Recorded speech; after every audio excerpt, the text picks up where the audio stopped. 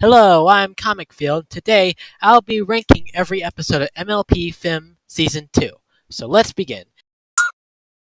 So for a recap, Season 1 is an 8 out of 10 season.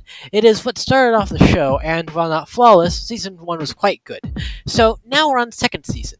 Characters have been established in the nation of Equestria and its basics. Alright, now to review Season 2. Onward. The Return of Harmony, a fantastic start to the season. Discord is hilarious, and the plot is awesome. The stakes get especially high at around the halfway mark, where the main six become essentially the opposite of themselves, and Discord's puppets. Also, apparently Applejack eats popcorn for dessert. The second half is about the main six reconnecting, and Twilight helping them become themselves again, and saving the great Equestrian Kingdom from Discord, returning him back to Stone. 9 out of 10. Lesson 0.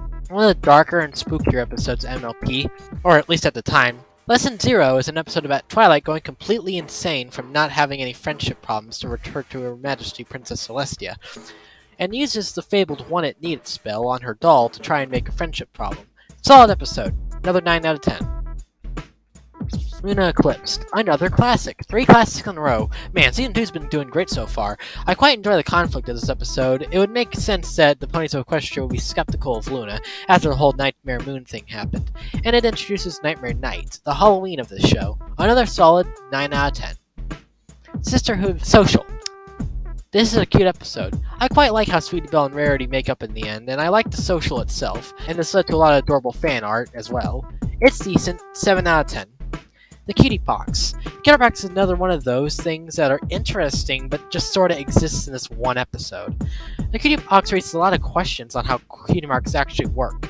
The episode itself is just your average CMC episode. It's decent, 7 out of 10. May the Best Pet Win. It's a cute episode. I love all the different pets Fluttershy offers, and I like how Rainbow Dash and Tank really connect in this episode, all of Tank's other appearances. It's adorable, 8 out of 10. Mysterious Mare-Duel. It's average, to say the least. Rainbow Dash is kind of out of character, and it's kind of a jerk throughout the episode. I like the design of Mare-Duel. Sure, it's tolerable. Sweet and Elite. This is one of those episodes that's mostly a token fashion episode for little girls, but still. I think it's a sweet episode anyway. Rarity wants a nice dress for Twilight's birthday, and is invited to her birthday. But Fancy Pants, a noble, invites Rarity for a fancy party. So she tries to do both. Pretty nice episode, and at the end there's a good message on how it's fine to be simple and different than the upper class. 7 out of 10. Secret of My Excess. This episode I have mixed feelings on.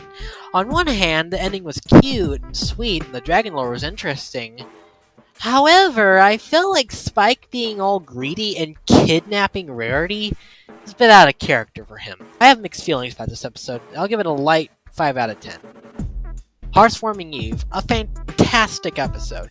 It tells all the great lore of how Equestria formed, and how friendship conquers all things that is negative.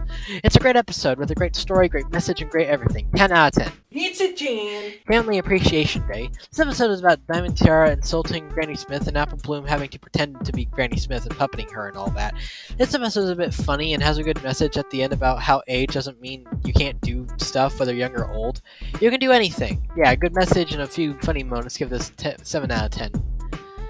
Baby Cakes. A lot of people seem to really dislike this episode, but personally, I love this episode. It's adorable, the baby cakes are cute, and the Pinkie Pie and the babies are hilarious.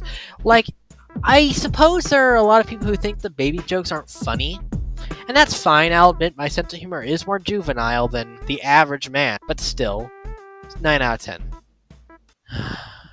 It's the last roundup. If you've been keeping up with me for a while now, ever since before my frickin' channel was deleted the first time, I really dislike this episode. This episode is nothing but trouble for me. I like the beginning with my favorite character, Derpy, and all that, but if I want good Derpy content, since then there's been Slice of Life and The Best Gift Ever and fan content. This episode has a censored Derpy as well, because of people claiming she was offensive. Huh? Now, careful, Derpy! I don't want to do any more damage than you've already done. I just don't know what went wrong. Huh? Now, careful. You don't want to do any more damage than you've already done. I just don't know what went wrong. Come on. Really? Derpy is offensive? A stupid pony is offensive? Are you kidding me? The rest of the episode is very bad as well. It's actually worse than the whole censorship thing, in my opinion. It's nothing but Applejack being completely out of character and nothing like herself. The rest of the episode is worse than the censorship. At least the censorship wasn't in the original version of the episode, but all of this crap where Applejack's just being a jerk and not being herself, as far as I'm concerned, this is the worst episode of the series. Though I'm only at season 2 right now, and I haven't watched, the later seasons in a while, so this may change, but for the time being, the last roundup is officially the worst episode, in my opinion, at 2 out of 10. Yeah, still not 1 out of 10, because at least there's Derpy. The Super Speedy Cider Squeezy 6000. Wow, that's a mouthful. This is much better. A funny episode of Flim and Flam, a hilarious pair. Applejack has to stop them from being capitalists and taking over her farm. The ending was the best part. She didn't learn anything. She was right all along. Definite 10 out of 10. It's a Jane. Read it and weep. Rainbow Dash really wants to read a book without her friends knowing because she'll be nerd emoji. This started the whole Twilight is an egghead thing, and also introduces Daring Do, a good moral to get kids to read, and a nice story. 9 out of 10. Hearts and Hooves Day. This is the Valentine's Day episode for MLP. Something only kids shows do in a unique and interesting way. As for adult shows, even adult shows I really like, such as American Dad or something like that, the only plot they can seem to come up with when it comes to Valentine's Day is either husband cheats on wife thinks husband cheated, or husband forgets it's Valentine's Day. It's boring. Unlike this, or like SpongeBob and Fairly Odd Parents, where this isn't the most unique plot in the world, but it's cute, charming, and fun. Though this episode started a ship war with Big Mac and Cheerilee, but I mean, I kind of just look at those ship wars and laugh. 8 out of 10. A Friend Indeed. This is one of those episodes that exemplifies why MLP is so good to me. It is pink and pretty and girly, yes, but in a cute way, and not an ow, too much pink, it hurts my eyes type of way. And it also portrays the characters with more personality than just one trait, like, I don't know, Barbie or something. But it's still cute and has a good message. Pinky's songs are adorable and Cranky's really funny. 10 out of 10. Putting Your Hoof Down. The first of many Fluttershy must learn to be assertive episodes. Though they get very tiring after a while, this is the first time, and the first time it's a great message. Pinky's Looney Tunes reference and Iron Will and Fluttershy completely changing her character. It's hilarious. 8 out of 10. It's About Time. A badass and funny video about future Twilight trying to tell current Twilight not to worry about anything, but getting cut off so Twilight thinks horrible events happen. I love the plot twist and future Twilight's design, even if the main looks a little bit goofy. 9 out of 10. Dragon Quest. A nice episode that features some dragon lore and has a good message about how you don't have to like the other cool guys. If you be yourself, you will end up fine. I love this message because it's something I've had to learn on a few occasions. I'll give it a 7 out of 10.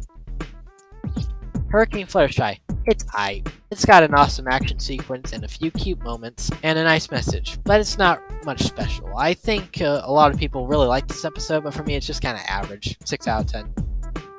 Ponyville Confidential. Another controversial take, but a lot of people seem to really dislike this episode. Personally, I think it's fine. Not amazing by any means, but I think it's fine. Just an episode where the CMC have to print some dumb lies. These lies made me laugh, but nothing to write home about, though. 7 out of 10. Mystery on the Friendship Express. I love this episode. Its mystery aspect is something I can get intrigued in, and I like the Bakers and how they're quite unique. We have a donkey, a French griffin. This griffin is probably what gave the developers of Equestria or the idea to do the French-inspired Griffin Nation of Aquilia. I think that's how you pronounce it. Aquilia? Yeah, I think that's how you pronounce it. Of course, we got Normal Pony as well. Donut Joe. His name is Donut Joe comic. Editor's note. This is an editor's note. His name is Donut Joe, not Normal Pony. How dare you. Back to the video. I'll give it a 9 out of 10. A Canterlot Wedding. fantastic. It introduces two of my favorite characters, explores more lore, introduces the changelings, and starts a war between Equestria and the Changing Lands. And it introduces a new side to Equestria. Isn't just Equestria defeats everything with the power of friendship and Celestia's godlike abilities. It gives the nation an obstacle, and it makes it feel like a nation and not like a perfect paradise heaven, if you will. 10 out of 10. The best of the first 3 seasons, in my opinion. Alright, here are the rankings. My least favorite episode is their last roundup, and my favorite is a Canterlot Wedding. And here's everything in the middle. Now, the season as a whole, Season 2, continues where Season 1 left off in a good way, in my opinion. It continues the arcs of the characters, and introduces a couple new badass villains, it builds on the lore, gives new obstacles, and despite having that one very rotten apple, the rest of the episodes are great, and are generally better than Season 1 episodes. Therefore, I will give Season 2 a 9 out of 10. Really, the only thing keeping it from a 10 out of 10 is the last roundup. So, I hope you enjoyed this video, and subscribe for more horse, and I'll see you in Season 3.